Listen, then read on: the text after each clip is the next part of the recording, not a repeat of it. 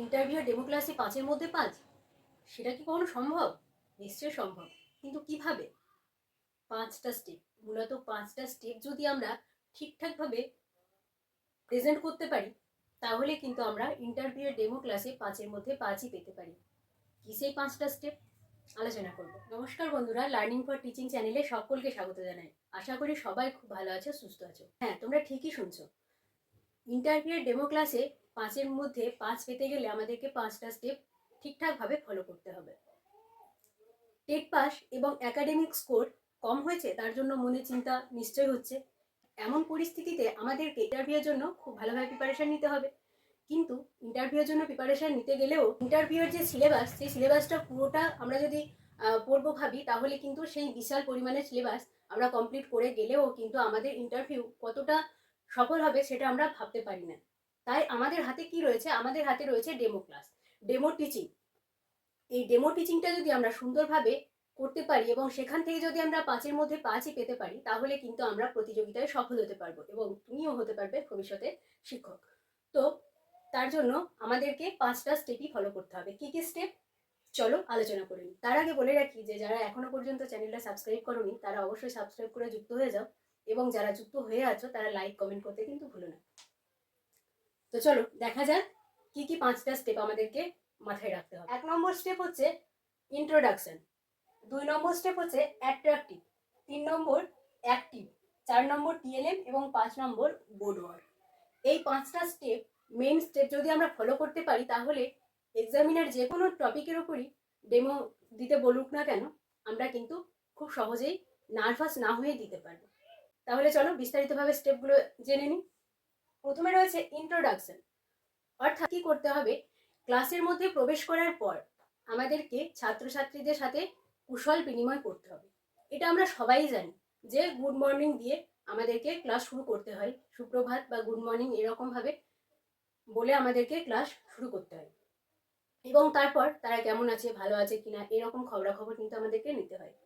এবারে তোমার যে ইন্ট্রোডাকশন, এই যে কুশল বিনিময় করছো, এটা কিন্তু খুব সুন্দরভাবে করতে হবে। গিয়ে ক্লাসের মধ্যে গিয়ে আমি তাড়াহুড়ো করব না, তাড়াহুড়ো করে গুড মর্নিং বলে জাস্ট শুরু করে দেব না। তাদের সবার সাথে একটা ভালোবাসাপূর্ণ আচরণ করতে হবে এবং ভাবে তারা কেমন আছে এই সমস্ত খবরাখবর নিতে হবে। তাহলে এটা হচ্ছে আমাদের ফার্স্ট স্টেপ। ঠিক আছে, যে কোনো টপিকের ওপরই তুমি ডেমো দাও না কেন, প্রথমেই আমাদেরকে কিন্তু এটা করতেই হবে। তারপরে সেকেন্ড স্টেপ হচ্ছে অ্যাট্রাকটিভ। তারপর কি হলো? কুশল বিনিময় করার পরে আমি যে বিষয়টা পড়াবো বা যে এককটা পড়াবো, সেই এককের উপরে, সেই একক রিলেটেড কোনো কবিতা বা কোনো গল্প বা যে কোনো কিছু হতে পারে, সেই বিষয় রিলেটেড কোনো কথা আমি ওদেরকে ফার্স্টে বলবো। প্রথমে গিয়ে আমি কিন্তু আজকে তোমাদেরকে এটা পড়াবো বলে পাঠ ঘোষণা করব না।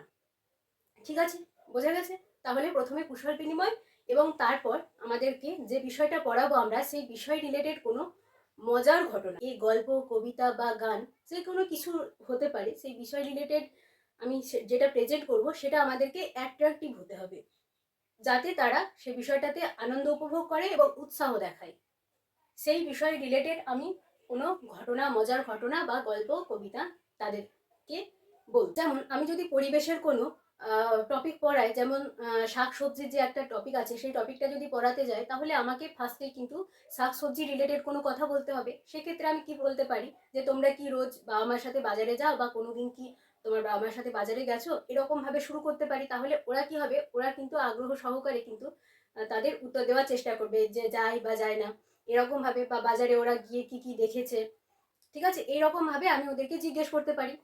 তার তার ফলেই কি হবে, ক্লাসটা কিন্তু আমাদের অ্যাট্রাকটিভ হবে, আকর্ষণীয় হবে, তাদের মনে একটা উৎসাহ হবে যে আমি কি পড়াতে চাইছি, আজকে কি বোঝাতে চাইছি। এক্সামিনাররা যখন দেখবে তোমাকে যে তুমি কি পড়াতে চাইছো, বা যে এককটা ওনারা দেবেন বা তোমার ইচ্ছে মতো পড়াতে বলতে পারে, তো সেটা যখন তুমি প্রেজেন্ট করবে, তখন কিভাবে করছো সেটা কিন্তু তারা খুব ভালোভাবে লক্ষ্য করেন। তো তার জন্য আমাদেরকে ক্লাসটাকে প্রথমেই অ্যাট্রাকটিভ করে তুলতে হবে, যাতে আমার পুরো ডেমো ক্লাসটাই তারা শোনেন।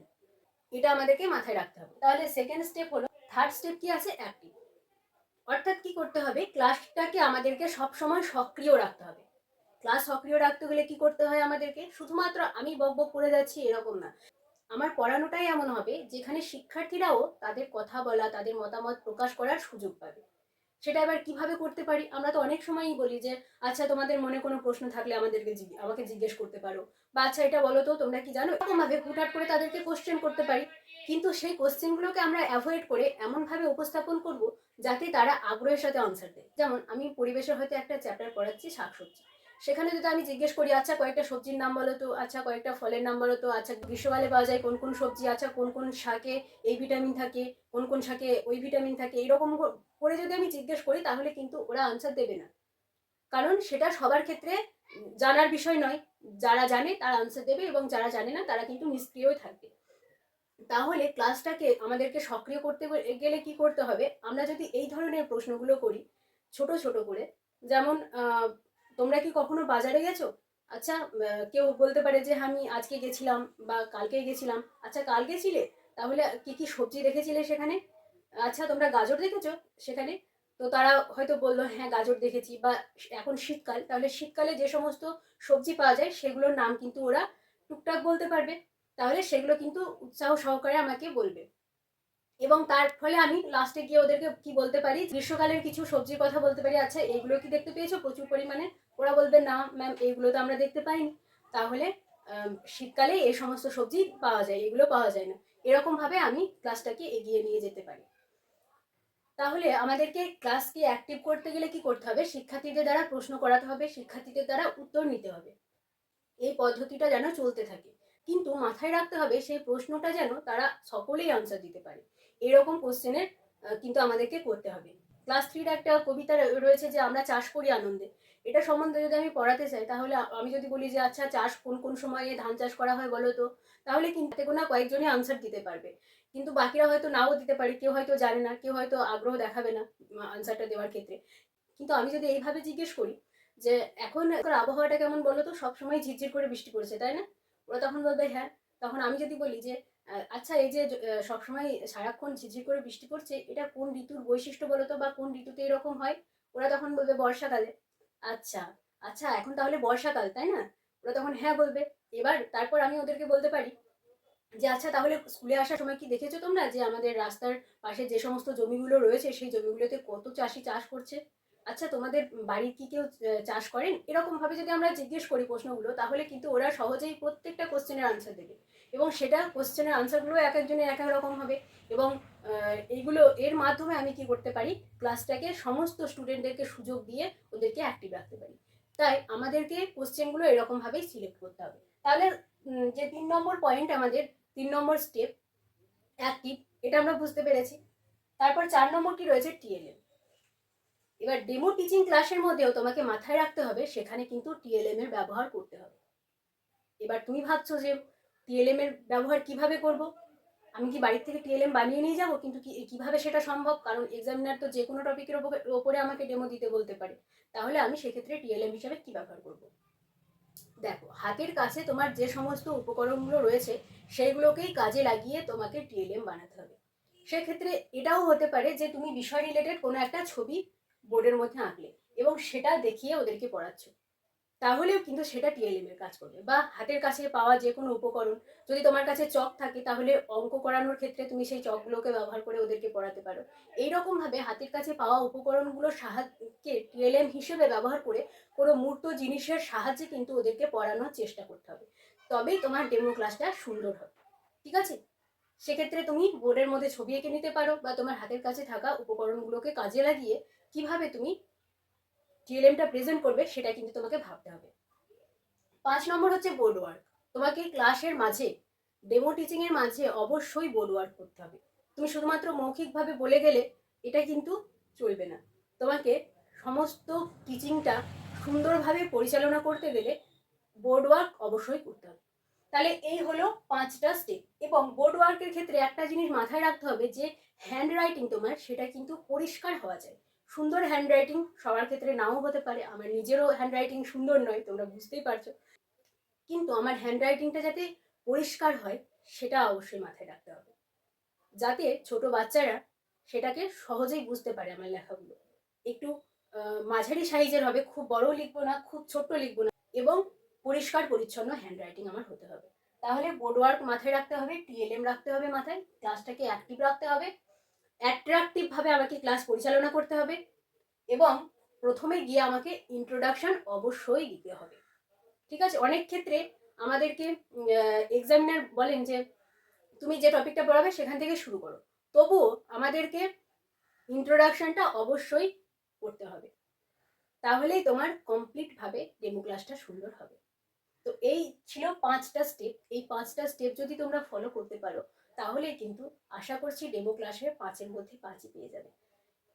আর দুটো বিষয় আমি এখানে বলবো যে আমাদের মাইক্রো টিচিং এর ক্ষেত্রে তোমরা জানো যে 5টা স্কিল রয়েছে। কি কি? সমন্বয় সাধন, পর্যবেক্ষণ, শিশুকেন্দ্রিক, কৃতকলা এবং প্রশ্নকরণ।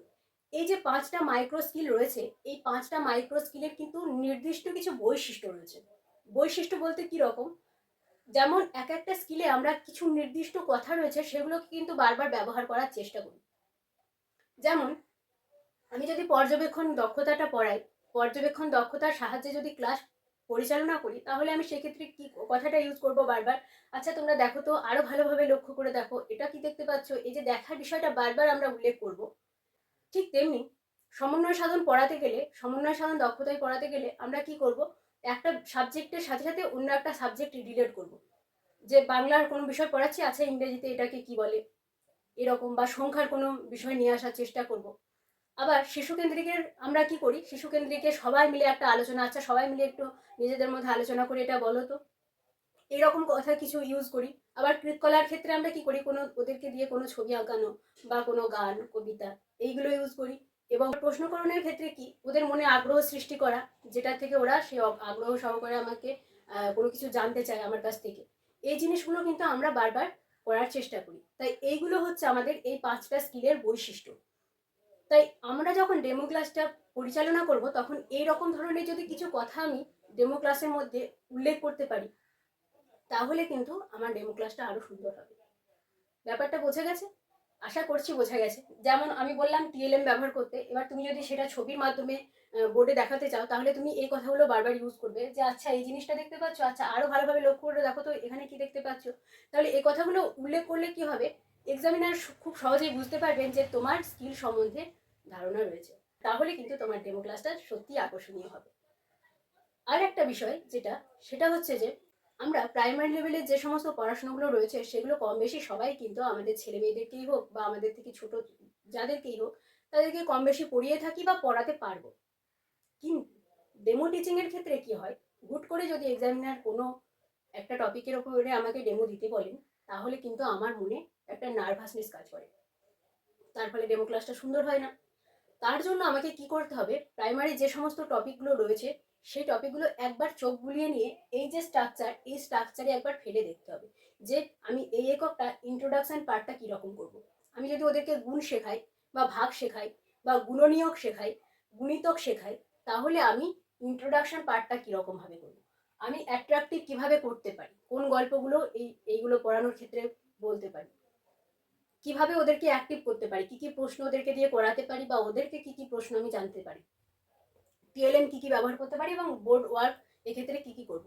এই জাস্ট এই স্ট্রাকচারের মধ্যে একবার শুধুমাত্র ভেবে নিতে পারো, তাহলে কিন্তু এক্সামিনার যে কোনো টপিকের উপরে তোমাকে ডেমো দিতে বললে তুমি কিন্তু নার্ভাস হবে এবং তোমার ডেমো খুব সুন্দর হবে এবং তুমিও 5-এর মধ্যে 5ই পেতে পারো। আর তোমাদের মাইক্রো টিচিংয়ের যে স্কিলগুলো বললাম সেগুলো সম্বন্ধে যদি ডিটেলসে জানা থাকে, তাহলে এই চ্যানেলে গিয়ে দেখে নিতে পারো। এবং আমি তোমাদের যে প্রাইমারি টপিকগুলোর কথা বললাম সেই টপিকগুলো নিয়েও আগামীতে ভিডিও রাখার চেষ্টা করছি, দেখা যাক কতদূর হচ্ছে। তো আজকের ভিডিও এই পর্যন্তই, আবার খুব শীঘ্রই একটা অন্য ভিডিওতে দেখা হচ্ছে। ততক্ষণ সবাই খুব ভালো থেকো, সুস্থ থেকো।